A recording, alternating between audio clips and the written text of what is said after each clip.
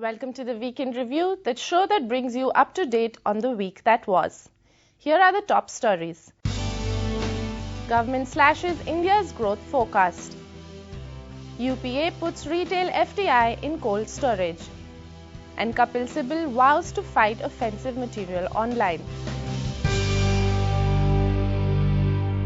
We begin with the state of India's economy. On Friday, Finance Ministry unveiled its somewhat bleak mid-year economic review. For one, the review has slashed the country's growth forecast to a range of 7.25 to 7.75% this fiscal. That's a sharp drop from the February projection of 9%. Still, India's economy grew at just 7.3% in the first half of the fiscal year. The mid-year review has also made it clear India faces a significant fiscal challenge. The review says the 4.6% fiscal deficit target has become hard to meet, but adds that the government will try and keep the overshoot to a minimum. The review says higher tax refunds and lesser gains from disinvestment are the main culprits here. But Pranab Mukherjee also admitted the weakening rupee was contributing to rising fiscal deficit. And separately, India's trade deficit shows few signs of reducing anytime soon. According to new data, exports in November stood at $22.3 billion. Imports, meanwhile, hit $35.9 billion. That means a trade deficit of $13.6 billion.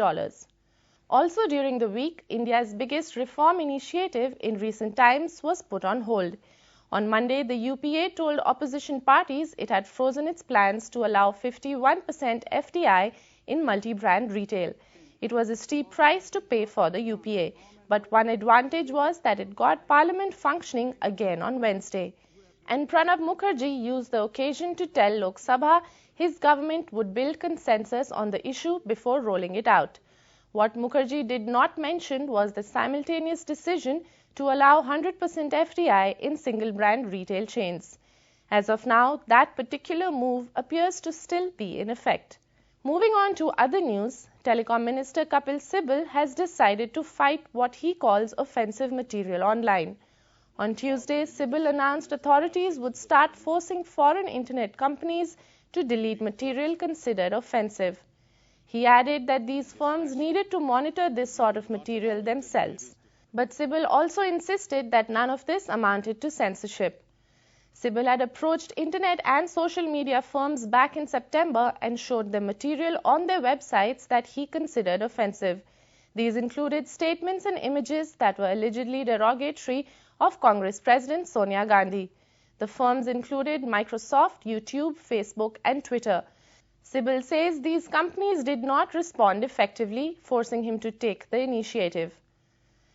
In corporate news, Anil Ambani's Reliance Capital could soon offload some stake in a key business. Mint has learnt the company is negotiating a potential 26% stake sale in its general insurance business. It is talking to at least 3 prospective foreign buyers. 2 of these are US-based traveler companies and Korean firm Samsung Fire and Marine Insurance. The third is an unidentified Japanese insurance company, but apparently not Nippon Life. Back in September, Nippon Life had purchased a 26% stake in Reliance Capital's life insurance arm. And state-run BSNL has been given permission to give up broadband wireless access spectrum across the country. On Wednesday, the Department of Telecommunications allowed the loss-making company to return spectrum in about 14 circles. BSNL could get more than 8,000 crores for the spectrum. And here are some stories in brief. India's food inflation has fallen to its lowest in more than 3 years. The food price index dropped to 6.6% in the period to the 26th of November. In the previous week, it stood at 8%. The easing in food inflation is also seasonal. This is a time of the year in which new crops pour into markets. India's services industry grew in November after contracting the previous month. The HSBC Market Purchasing Managers Index for services stood at 53.2 in November. The previous month, it was at 49.1. Any figure above 50 on the index indicates a gain. Airfares could soon go up across the board. Air India increased its ticket prices to domestic destinations. They now usually cost 150 rupees more than comparable tickets from low-cost carriers.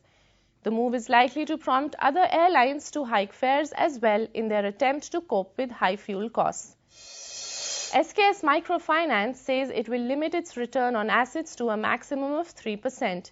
Of course, this is higher than the ROA of 1.5 to 2% the microfinance industry has enjoyed. SKS's ROA is currently negative. And finally, Blackberry maker RIM has a new head for its Indian operations.